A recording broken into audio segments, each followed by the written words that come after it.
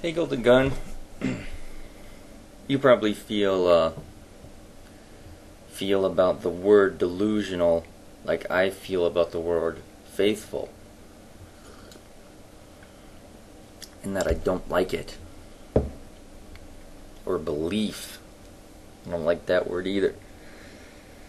Let's start with irrationality, because that's easy. All humans are irrational creatures. Of course, we all fall along a spectrum, and I would think that a person like a mathematician would probably be more rational than, say, the waitress at Bob Evans, because of discipline and rigorous thought process instead of reacting emotionally to stimulus, which is what we humans do. So, as far as irrationality, you know what? You're irrational, deal with it. I'm irrational, and I find a way to deal with it. So, it can be done. Delusional, though, is a little different. I would think that the non-religious would fall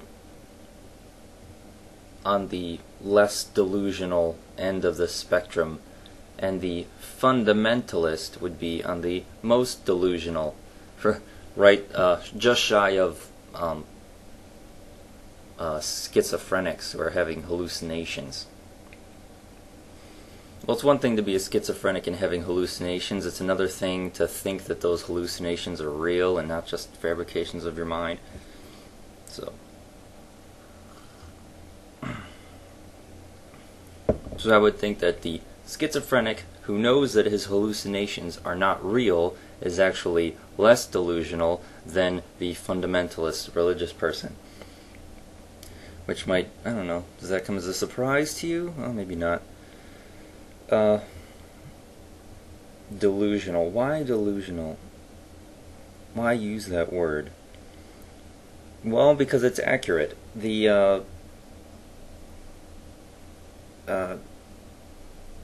A religious person is delusional in the aspect that the account in whatever religious text you're dealing with, the stories in that text do not jive with the known rules of the physical world. That's why they're miracles. I know that's your answer.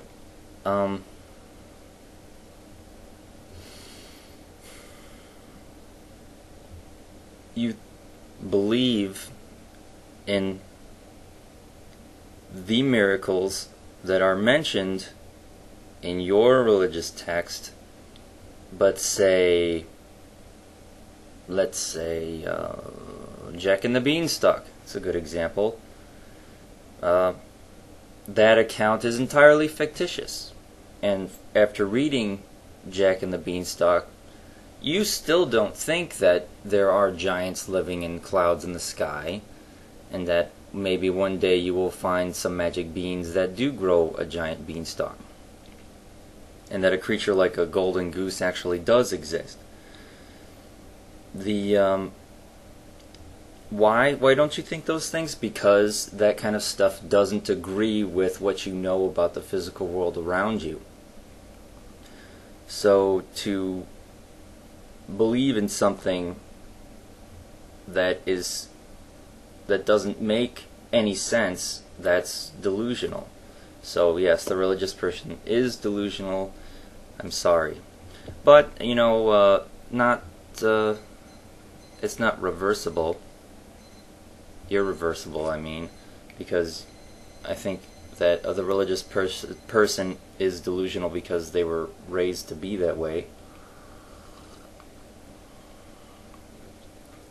And it boils down more to trust than anything else. Do you trust your religious leader, or do you trust the the scientist who tells you that the Earth is actually 4.67 billion years old, or do you trust a book that says that the world is just over 6,000 years old? Whatever year it is in the Hebrew calendar, that's how old the Earth should be. So who do you trust? Because you haven't done the test yourself. An issue like that, you don't have to be delusional to be mistaken. It's about who do you trust is giving you accurate information. But believing in things like miracles, that would be delusional. It's one of those things like, that doesn't make any sense. Do you believe in it? Do you not believe in it? If you choose to believe in it, even though it doesn't make any sense, then that's a deluded assumption. So, yeah, delusional. I'm sorry. But yeah. I'm probably delusional about some other things, but I'm not delusional about that.